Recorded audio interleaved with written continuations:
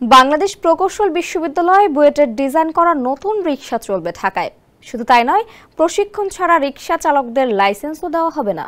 ঢাকা উত্তর city corporation ডিএনসিসির প্রশাসক মোহাম্মদ এজাজ জানিয়েছেন, ঢাকার প্রধান সড়কে ব্যাটারি চালিত অটোরিকশা চলতে দেওয়া হবে না এবং বুয়েট অটোরিকশার একটি ডিজাইন নিয়ে কাজ করছে।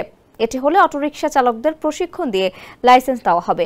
রোববার রাজধানীর মিরপুর 11 পলাশনগরে রাস্তা, ফুটপাত ও নর্দমা নির্মাণ কাজের উদ্বোধনকালে তিনি এসব কথা বলেন। নগরবাসীর উদ্দেশ্যে ডিএনসিসি প্রশাসক বলেন, আপনাদের এলাকায় অবৈধ অটোরিকশার গ্যারেজের তথ্য দিন, সেগুলো বন্ধ করে দেওয়া হবে।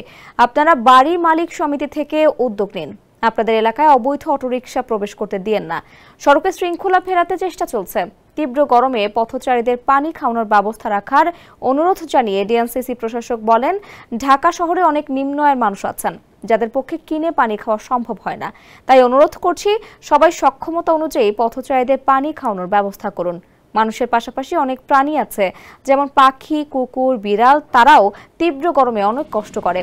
এসব প্রাণীর জন্য ছাদে, বারান্দায় বা বাড়ির সামনে পাত্রে পানি রাখলে খেতে পারবে। এভাবেই শহরের ন্যায্যতা প্রতিষ্ঠিত হবে।